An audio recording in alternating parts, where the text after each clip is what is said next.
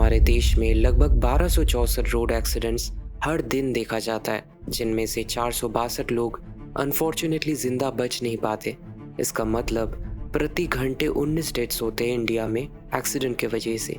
ज़्यादातर समय इन एक्सीडेंट्स का रीज़न ह्यूमन एरर के वजह से आता है, जैसे कि speeding, driving under the influence of alcohol. ये दो सबसे बड़ा रीज़न है इंडिया में एक्सीडेंट का।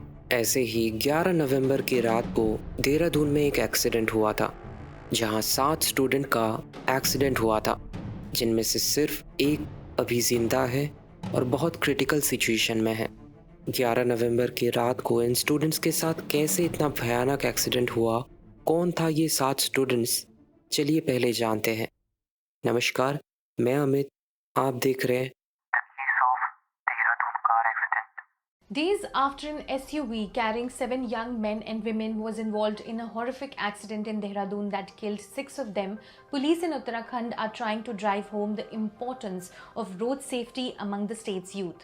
और देहरादून से इस वक्त एक बड़ी खबर मिल रही है। देहरादून में तेज रफ्तार कार की ट्रक से टक्कर हो गई है। भीषण सड़क हादसे में 3 महिलाओं समेत 6 लोगों की मौत की जानकारी आ रही है। रात करीब 2 बजे ONGC चौराहे के पास यह हादसा हुआ है।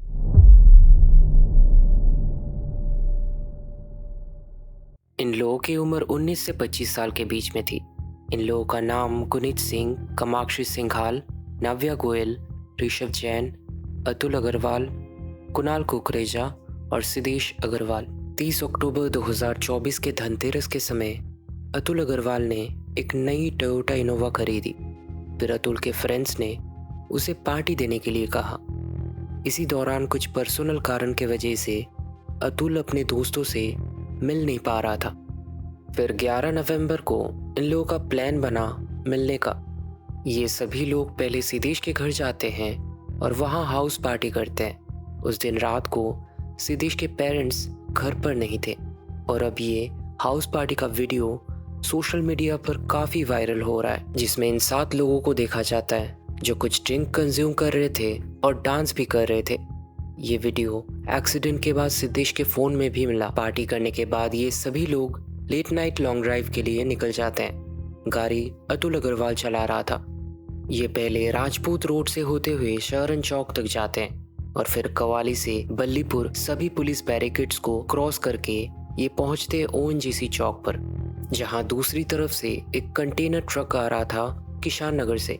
बताया जा रहा है किसान नगर से ONGC चौक का डिस्टेंस लगभग 1.5 किलोमीटर है और इस ट्रक को 1.5 किलोमीटर क्रॉस करने में 6 मिनट लगता है। इसका मतलब ट्रक सही रफ्तार से चल रहा था और दूसरी तरफ से इनोवा कार की स्पीड भी सही थी, लेकिन ONGC चौक आने से पहले तक ही। जब तक ये लोग पुलिस बैरिकेड्स के अंदर थे तब तक ये लोग कार का स्पीड नॉर्मल रखे, पर ONGC रोड में कोई पुलिस बैरिकेड्स ना होने के कारण ये लोग अपनी कार का स्पीड बढ़ा दी। इसी बीच एक BMW ने इनकी इनोवा कार को ओवरटेक करके चले जाते हैं। अब ये बात इनके ईगो पर आ गई थी। ये लोग BMW के साथ रेस करने के लिए अपनी इनोवा कार को ओवर स्पीड में चलाने लगे थे। अब इसी स्पीड गेम के दौरान 2 लोग, कुणाल और गुनीत, सनरूफ के बाहर थे, जो इस लॉन्ग ड्राइव का मजा लेते हुए जा रहे थे। बाकी 5 लोग कार के अंदर थे। अब इस कार की स्पीड इतनी ज़्यादा हो गई थी कि ये इनोवा कार कंटेनर ट्रक के साथ टकरा गई और इसी बीच कुणाल और गुनीत, जो कि सनरूफ के बाहर थे, बहुत तेज टकराने की वजह से इन दोनों का सर धड़ से अलग हो गया था। ये कार इतने ज़ोर से टकराया था कंटेनर ट्रक के साथ, फिर से ये कार जाके विपरीत दिशा में 70 मीटर दूर एक पेड़ के साथ टकरा गई और वहाँ पर उन सभी लोगों की मौत हो जाती है, सिर्फ एक को छोड़कर, जो सिद्धेश था, जिसका पल्स अभी भी चल रहा था।